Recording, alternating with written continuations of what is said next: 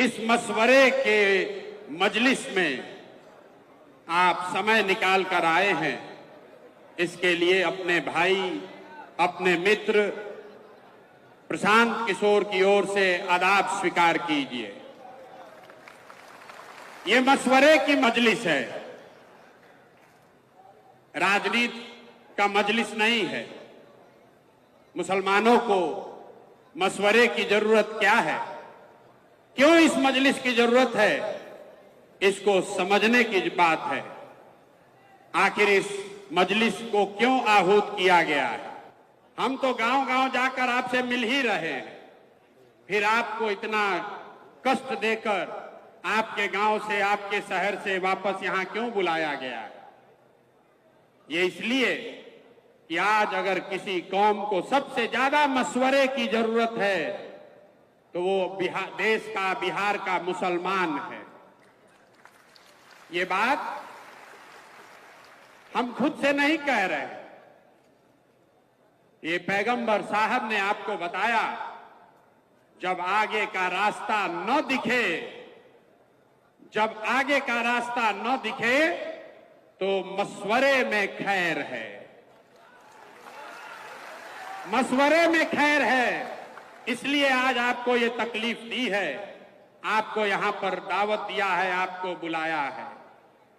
मुसलमानों को मशवरा इसलिए करना है कि आपके हदीस में जो बात आपको बताई गई, पैगंबर साहब के हवाले से जो बात बताई गई कि मुसलमानों की ये जिम्मेवारी है, सही मुस्लिम, सही बुखारी में ये आपकी जिम्मेवारी बताई गई, अपने बच्चों के साथ इंसाफ करने की। और आज आपको मशवरे की जरूरत इसलिए है कि देश में आधे से ज्यादा मुसलमान चाह कर भी अपने बच्चों के साथ इंसाफ नहीं कर पा रहे हैं।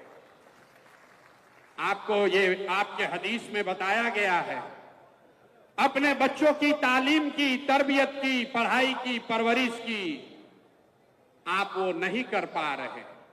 तो मशवरा इसलिए करना है कि इस व्यवस्था को कैसे सुधारा जाए ताकि मुसलमान होने के नाते आप अपने बच्चों के साथ इंसाफ कर सकें।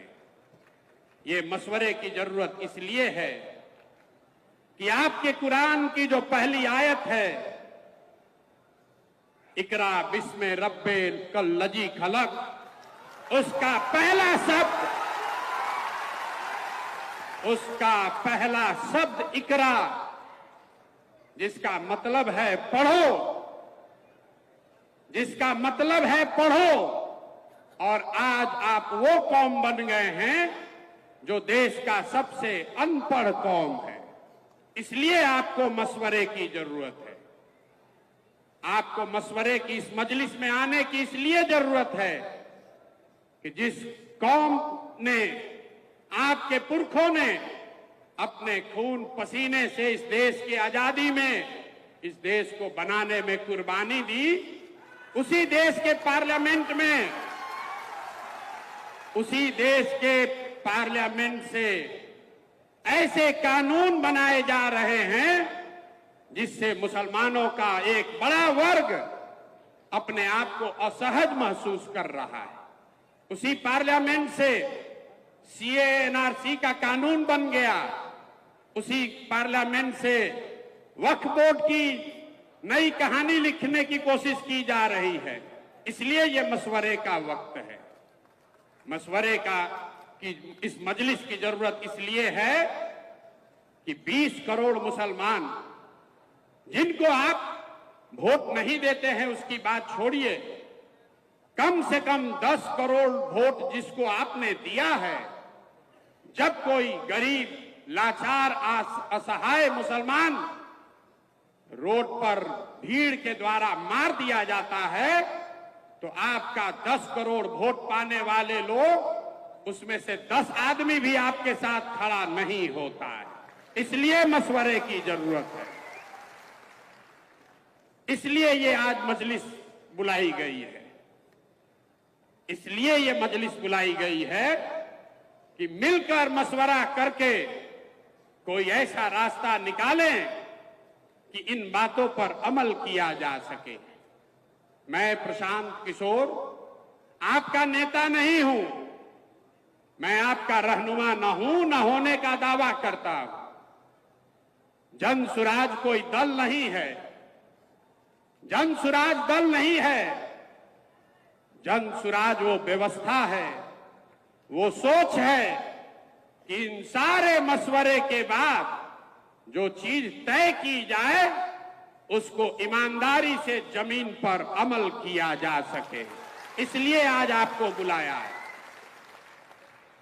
मैं वही प्रशांत किशोर हूं जिसने नरेंद्र मोदी को 2014 में चुनाव जीतने में मदद किया था। उस नजरिए से यहां बैठे हुए बहुत सारे मुसलमान भाई ये कह सकते हैं कि जिस लड़के ने, जिस शख्स ने नरेंद्र मोदी की मदद की है उसके साथ उसको अपना साथी बनाकर कैसे चले। बात तो ठीक है, मोदी को हमने बनाया नहीं है, लेकिन वहां पहुंचने में अपना कंधा जरूर लगाया है। लेकिन अगर आप मेरे परिचय का ये हिस्सा जानते हैं कि 2014 में हमने मोदी को जिताने में कंधा लगाया है, तो यहां बैठे हुए बहुत सारे शख्स ये भी जानते हैं कि 2015 से 2021 तक इस देश में मोदी और भाजपा जहां कहीं भी चुनाव हारे हैं, हराने वाला दल और नेता कोई भी हो, उन नेताओं और दलों के पीछे भी इसी प्रशांत किशोर ने कंधा लगाया है। ये मेरा परिचय है, इसको जान लीजिए। ये परिचय का दोनों पहलू है, इसको अपने कसौटी पर कस लीजिए, आंख बंद करके भरोसा मत कीजिए। मैं यहां आया हूं इस मजलिस में आपको ये कहने कि जन सुराज क्या है, आपकी बदहाली की, फटहाली की चर्चा करने आया हूं। उसके कारण बताऊंगा, लेकिन उसके साथ साथ आपको उससे निकलने का रास्ता भी दिखाऊंगा। अगर आपको वो समझ में आए तो आप बिल्कुल इसको अपनाइए, न समझ में आए तो आपसे मेरा कोई शिकवा शिकायत नहीं है। ये वोट मांगने का अभियान नहीं है। मुझे कुछ साथियों ने कहा है कि ये जब आप कहते हैं कि मुझे मुसलमानों का वोट नहीं चाहिए तो मुसलमानों को बहुत बुरा लगता है।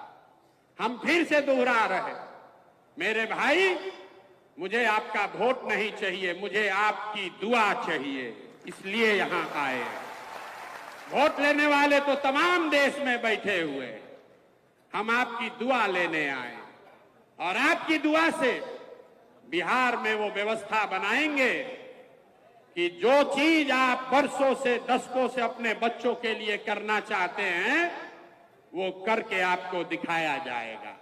और एक और भरोसा रखिए, जो लोग भी प्रशांत किशोर को जानते हैं, अगर हमने आपकी मदद से, आपके दुआओं से बिहार में ये व्यवस्था बना दी तो लिख के रखिए, ये बिहार से शुरू हो रहा है लेकिन बिहार में रुकेगा नहीं, ये रुकने वाला नहीं है।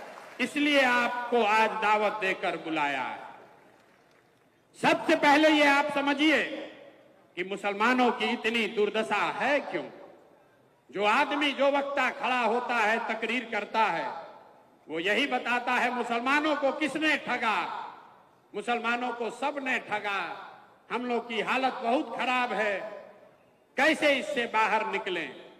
आप में से कोई लोग कांग्रेस को दोषी बता रहे हैं, कुछ लोग बता रहे हैं कि लालू जी ने ठग लिया, कोई नीतीश को दोष दे रहा है, भाजपा को तो लोग बता ही रहे हैं।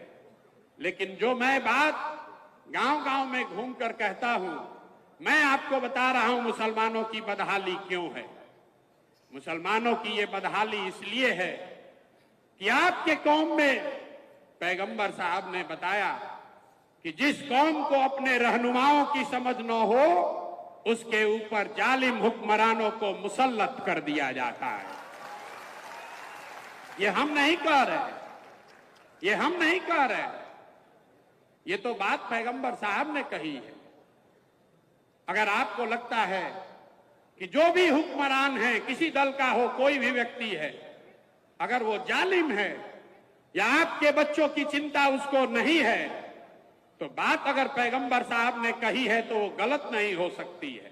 आधा बात मत पढ़िए। आपके ऊपर जालिम हुक्मरान कब बैठाए जाएंगे?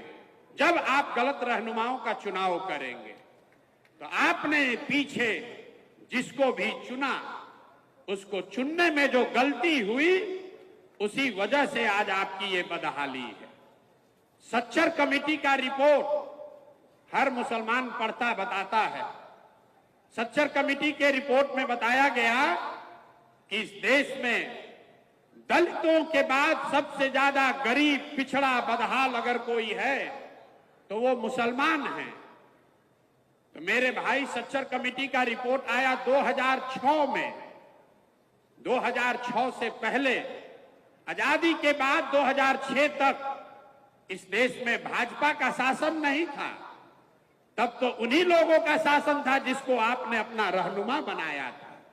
तो आखिर आपकी इतनी दुर्दशा हुई कैसे? फिर वही बात बताऊंगा कि अगर बात पैगंबर साहब ने कही है तो वो गलत नहीं हो सकती है। आपने गलत रहनुमाओं को चुना, इसीलिए ये दुर्दशा हुई है। आप बिहार के नजरिए से देखिए। आप कह रहे हैं कि भाई हमको यहां विकल्प नहीं है। आपको 2014 में नीतीश कुमार के तौर पर एक विकल्प मिला था। आज मैं नीतीश के विरोध में खड़ा हूं, लेकिन 2014 में नीतीश कुमार ने मुसलमानों के साथ कोई गलती, धोखा नहीं किया था। आपको याद होगा 2010 में जब नीतीश और भाजपा की सरकार चल रही थी बिहार में, तो 2010 के विधानसभा चुनाव में यही नीतीश कुमार हैं जिसने नरेंद्र मोदी को बिहार में घुसने नहीं दिया था। 2005 से लेकर 2014, 12, 13, 14 तक आपके लिए नीतीश कुमार ने कुछ अलग से किया हो या न किया हो, बिहार में जो काम हुआ उसका थोड़ा बहुत फायदा मुसलमानों को भी हुआ। आपके साथ कुछ गलत नहीं हुआ। तब आपको नीतीश कुमार को अपना रहनुमा बनाना चाहिए था। ये वही नीतीश कुमार हैं जो 2014 में, 13 में जब मोदी जी को प्रधानमंत्री का चेहरा बनाया गया तो गठबंधन से, भाजपा से अलग हो गए। लेकिन वही नीतीश कुमार जब 2014 में लोकसभा चुनाव लड़ने आए तो मुसलमानों ने उनको अपना रहनुमा, अपना रहबर नहीं बनाया। आपने उनकी मिट्टी पलीद करा दी। ये आपकी सोच है। और वही नीतीश कुमार अभी 2 महीना 6 लोकसभा चुनाव के पहले सीएए पर आपके खिलाफ वोट देने के बाद, 2017 में आपको ठगने के बाद, वही नीतीश कुमार फिर जब इंडिया अलायंस में चले गए तब आपको उनको अपना रहनुमा नहीं मानना चाहिए था। लेकिन मुसलमानों को लगा कि नीतीश कुमार अब हमारा नया रहनुमा हो सकता है। तो जब नीतीश कुमार को रहनुमा बनाना चाहिए था तब आपने नीतीश को छोड़कर लालटेन पकड़ लिया। और जब नीतीश पर भरोसा नहीं करना चाहिए था तब आप उसमें रहनुमा खोज रहे थे। इसीलिए आपको दोनों बार ठगना सहन करना पड़ा। अगर आप अपने सही रहनुमाओं का चुनाव नहीं करेंगे तो जीवन में कभी भी आपके पास खुशहाली नहीं आ सकती है। आप चुनाव चाहे जिसका भी कर ले। बिहार में 30-35 साल से आप लोग लालटेन को, लालू जी को, राजद को वोट करते हैं। भाई, कोई राजनीति में वोट किसी को क्यों करता है? वोट करने की 3 ही वजह है। एक, आप वोट करते हैं अपने और अपने बच्चों के विकास के लिए। दूसरा, आप वोट करते हैं अपनी राजनीतिक भागीदारी के लिए। तीसरा, आप वोट करते हैं अपने राजनीतिक विरोधी को हराने के लिए। आप छोड़िए जन सुराज की बात, आप इन तीनों पैमानों पर अपने 30 वर्ष के निर्णयों को कसकर देखिए। विकास आपको मिला नहीं। आज बिहार में दलितों के बाद सबसे गरीब और पिछड़ा अगर कोई है तो वो मुसलमान है। यहां बैठा हुआ हर मुसलमान मानेगा कि लालू जी के राज में मुसलमानों का कोई विकास नहीं हुआ है। लेकिन फिर मुसलमान कहता है चलिए विकास नहीं हुआ, कम से कम हमको अपनी सुरक्षा है, हमारी भागीदारी है, हमारे दल की सरकार है। तो उस चीज को जांच कर देखिए। आबादी के हिसाब से मुसलमानों के 40 विधायक होने चाहिए, 40 विधायक होना चाहिए। बिहार में मुस्लिम समाज का है 19, लेकिन ये चिंता का कारण नहीं है। यह आपको चिंता का कारण लगता है कि मुसलमानों के विधायक 40 नहीं हैं। वो इसलिए नहीं है कि दल वाले आपको टिकट नहीं देते हैं। चिंता का कारण क्या है ये मैं आपको अभी बताता हूं।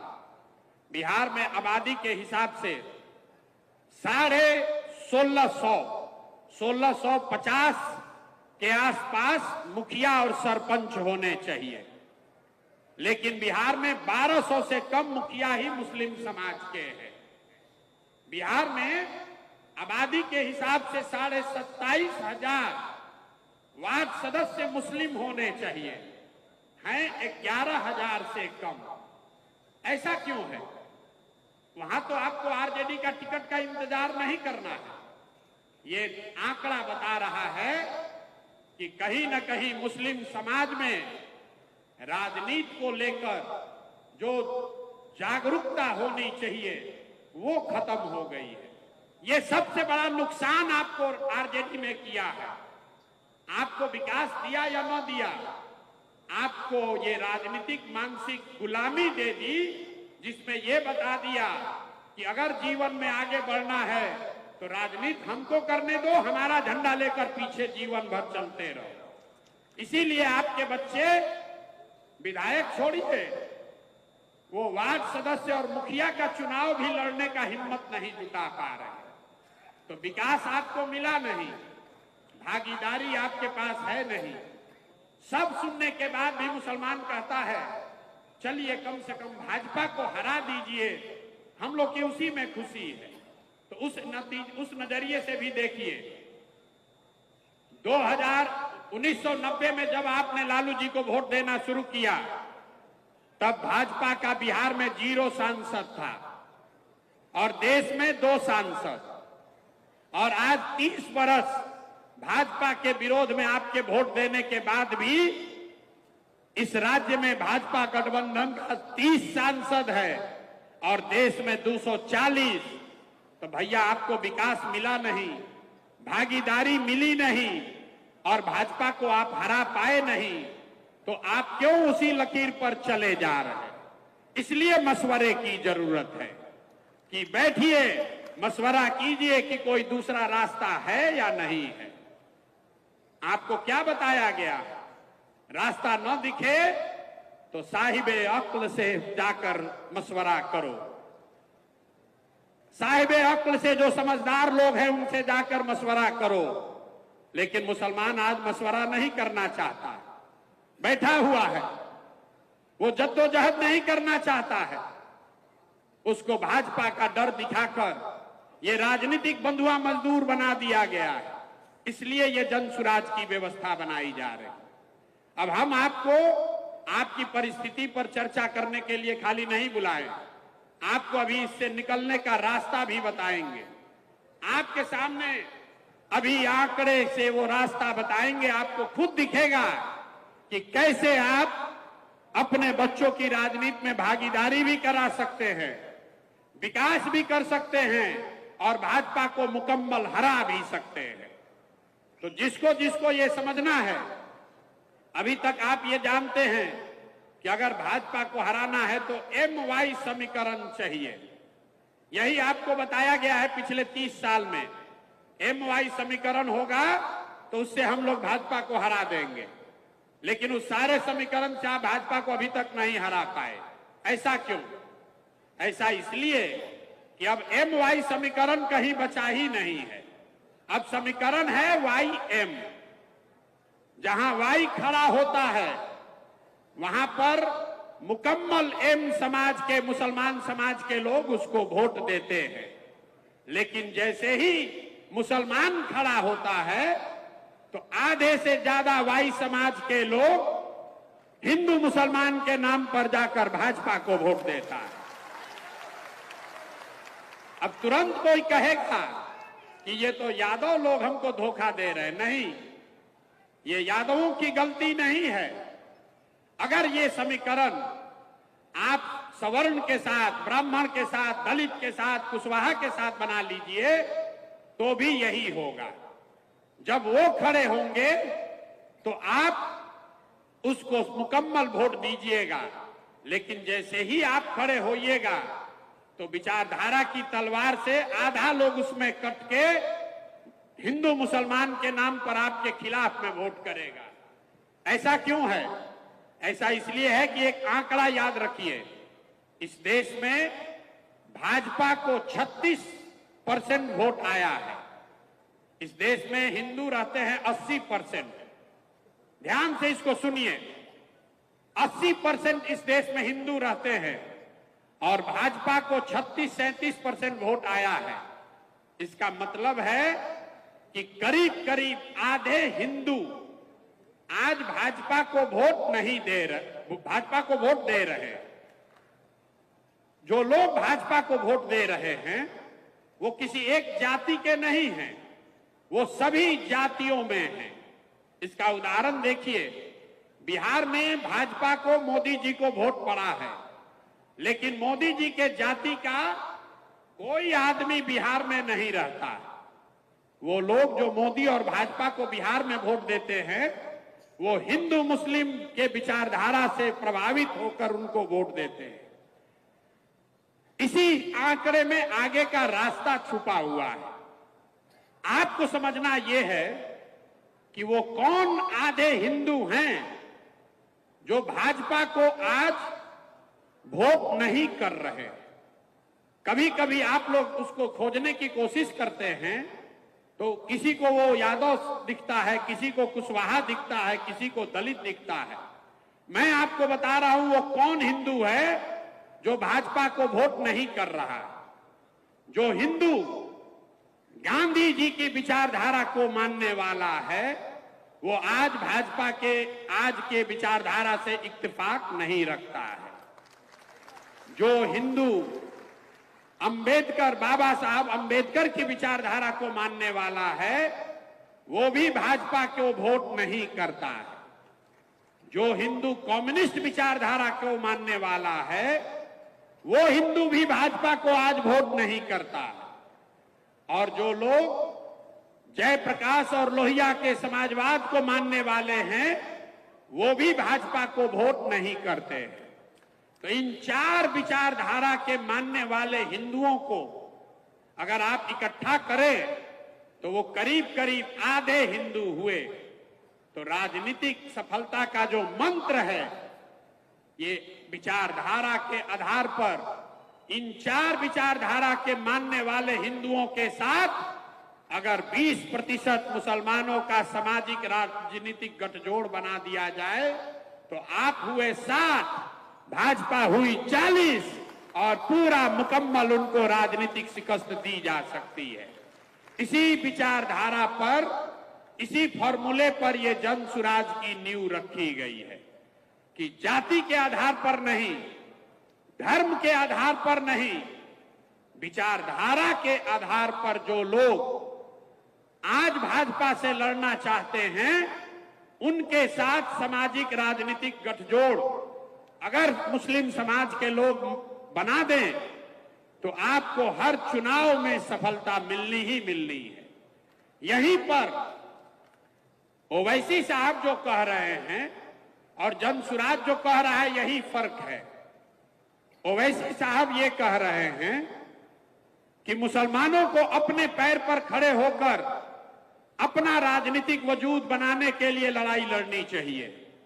जनसुराज ये कह रहा है कि मुसलमानों को अपने पैर पर खड़े होकर अपना राजनीतिक वजूद बनाना चाहिए, लेकिन अकेले नहीं, उन आधे हिंदुओं के साथ करना चाहिए जो विचारधारा के आधार पर आपके साथ चलने को तैयार है।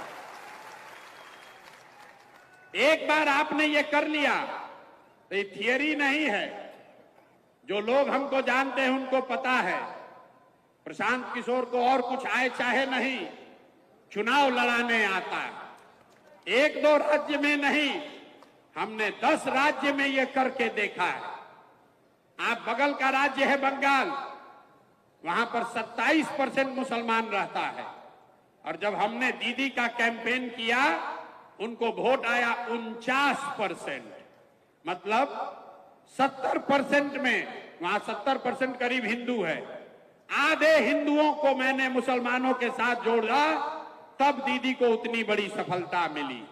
तो अगर ये काम पहले किया गया है तो इसको बिहार में भी किया जा सकता है, इसलिए आपको दावत देने आए।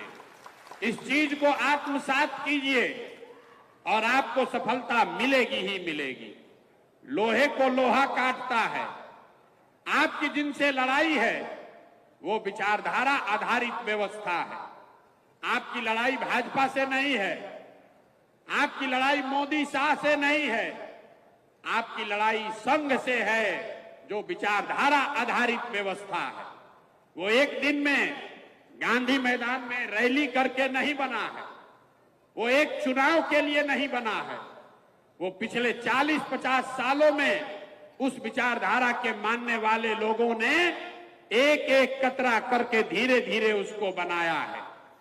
तो अगर संघ की विचारधारा से लड़ना चाहते हैं तो उसका एक ही हथियार है, महात्मा गांधी की विचारधारा को पुनर्जीवित किया जाए। वही एक धारा है, दूसरा कोई उपाय नहीं है। तो जन सुराज वही प्रयास है, महात्मा गांधी की विचारधारा को फिर से पुनर्जीवित किया जाए, जिसमें गांधी, अंबेडकर, कम्युनिस्ट और समाजवाद को मानने वाले लोग मुसलमानों के साथ मिलके सामाजिक राजनीतिक ऐसा गठजोड़ बनाए जिसको कोई चुनाव में हरा नहीं सकता है। इसीलिए मैं रोज कहता हूं कि जीतेगा जन सुराज ही, जीतेगा जन सुराज ही। जब मैं कहता हूं मुसलमानों का वोट नहीं चाहिए, उसके पीछे भी यही सोच है। हम कितना भी समझा लें, अगर आप हमको वोट नहीं भी दीजिएगा तो भी जो ये विचारधारा के आधार पर हिंदू लड़ रहे हैं आज भाजपा से, वो जन सुराज के हिस्सा हैं, और उनकी ताकत से, उनकी मदद से आपको निश्चित तौर पर बिहार में अगले साल जीतकर हम दिखाएंगे। अगर आपने तय किया, अगर आपने तय किया, आपने अपना कंधा लगाया, तो निश्चित तौर पर यह लड़ाई हमारे लिए थोड़ी आसान हो जाएगी। लेकिन अगर आप तय नहीं कर पाए, आपने हमको साथ देने का भी मन नहीं बनाया, तो भी आपसे हमको कोई शिकवा शिकायत नहीं है। जीतने के बाद आपको फिर से निमंत्रण देंगे, फिर से बुलाएंगे और फिर से आपसे आग्रह करेंगे कि हमारे साथ चलिए। उस समय भी आपको साथ लेकर चलेंगे। फर्क बस इतना है कि जब चुनाव जीतने के बाद आपको बुलाएंगे तो ये जो 2 बरस आपने कंधा नहीं लगाया, इसका आपसे हर्जाना पूरा वसूलेंगे। इसका हर्जाना वसूलेंगे भाई, मुफ्त में कुछ नहीं मिलता है। आज साथ में चलिएगा तो कोई हर्जाना नहीं है। जीतने के बाद आइएगा तो इसी सभागार में, आपके गांव में, जहां पर भी आपको साथ लेकर चलने आएंगे, वहां पर अपने खर्चा से सेवई का व्यवस्था करके रखिएगा जरूर, क्योंकि जीत के खुशी का सेवई भी आपसे ही खाएंगे और फिर आपको साथ लेकर चलेंगे। तय आपको करना है, अभी साथ में चलना है, लब्बैक अभी कहना है कि चुनाव के बाद कहना है? लब्बैक अभी कहना है कि चुनाव के बाद कहना है? जरा एक बार हाथ उठाकर बताइए, हाथ उठाकर जिसको लब्बैक कहना है बताइए, खड़े होकर, खड़े होकर बताइए। लब्बैक कहने को तैयार हैं? मान लें सबको, बैठ जाइए।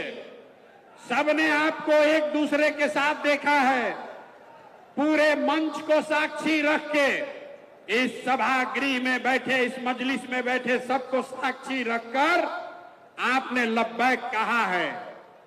आपने कहा है, लब्बैक इसलिए नहीं कहा है कि जन सुराज को वोट देना है, लब्बैक इसलिए कहा है कि हम लोग मिलके वो व्यवस्था बनाएंगे कि अपने बच्चों के साथ इंसाफ कर सकें।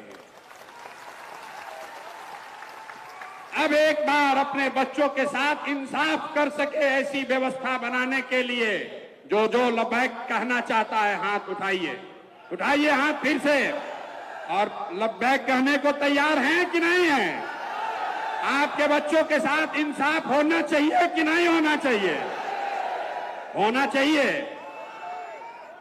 तो प्रशांत किशोर आपका नेता नहीं है, आपका रहबर रहनुमा नहीं है, लेकिन आपको ये विश्वास दिला रहे हैं कि आप हमको वोट दीजिए या मत दीजिए, आपने हमको दुआ दी है।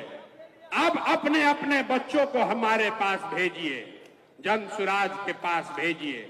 आपके गांव में, आपके पंचायत में, आपके इलाके में कोई भी लड़का, चाहे वो जितने भी गरीब परिवार का हो, अगर उसमें राजनीति की सलाहियत है, अगर वो राजनीति करना चाहता है, उसके पास पैसा नहीं है तो कोई बात नहीं है, उसके पिताजी, उसके घर वाले राजनीति में बड़ा चेहरा नहीं है तो कोई बात नहीं है। पैसे का चिंता, व्यवस्था का चिंता अपने भाई, अपने बेटे प्रशांत किशोर पर छोड़िए, लेकिन उन बच्चों को भेजिए, उन बच्चों को मेरे पास भेजिए, जन सुराज के पास भेजिए।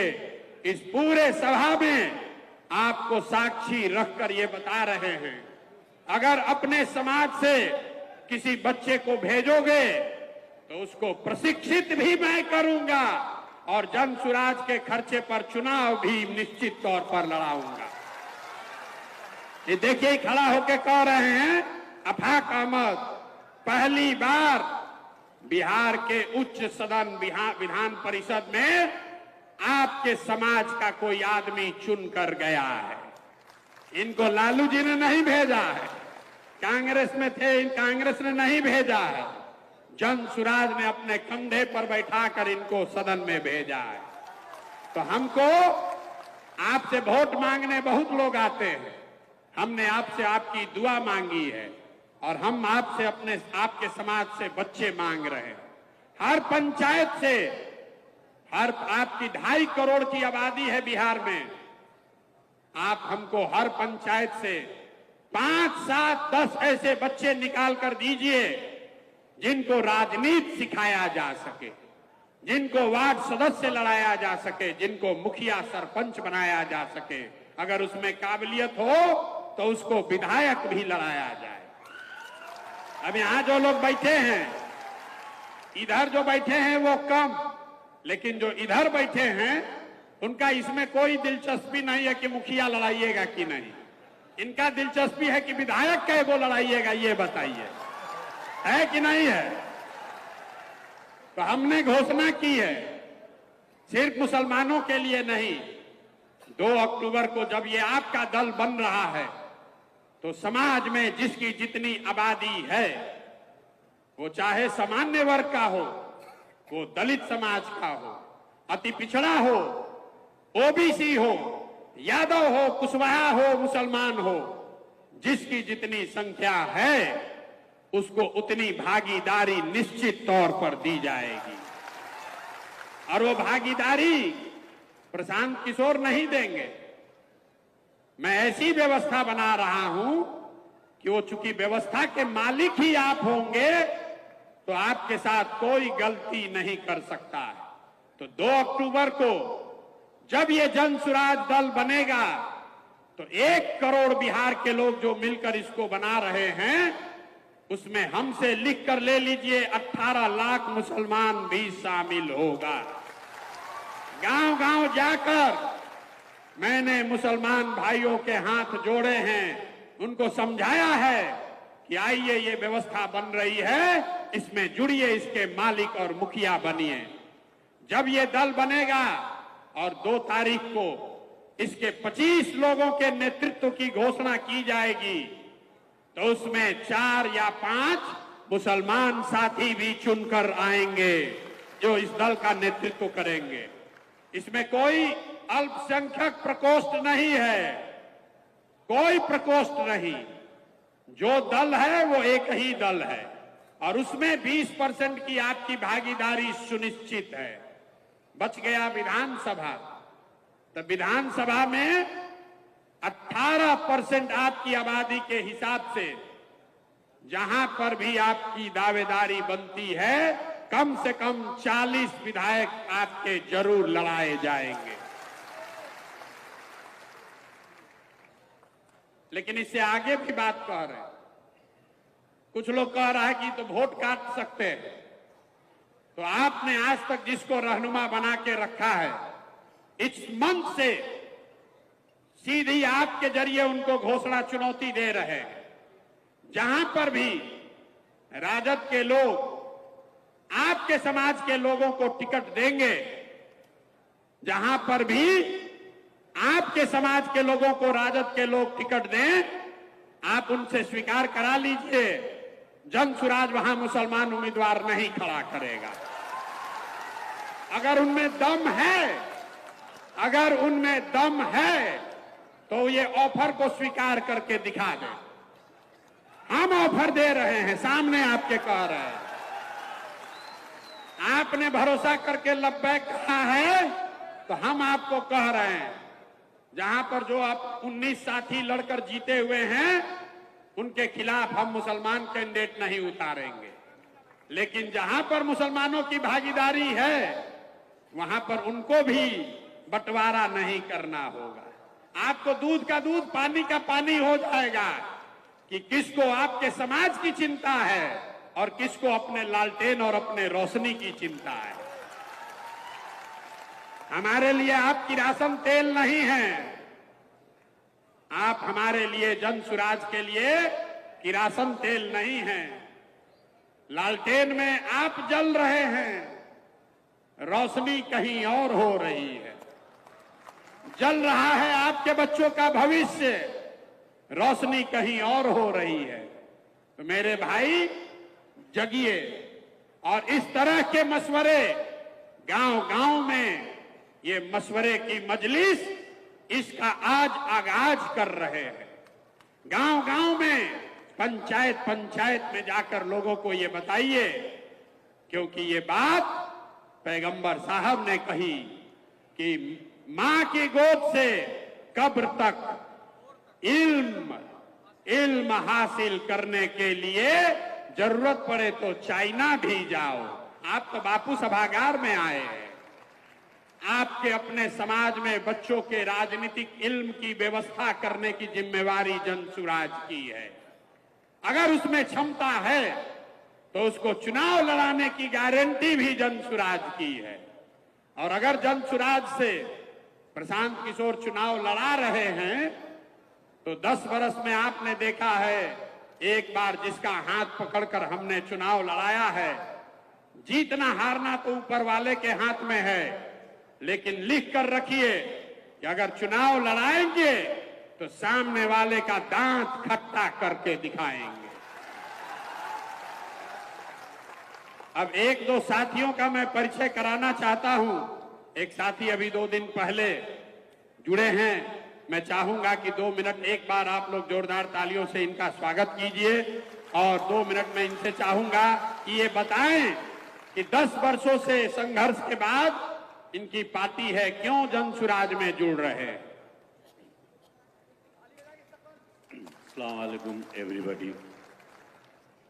तमाम हाज़रीन मजलिस, आप तमाम लोगों को ये बताते हुए बहुत खुशी हो रही है कि मैं आज जनसुराज का एक हिस्सा बन रहा हूँ।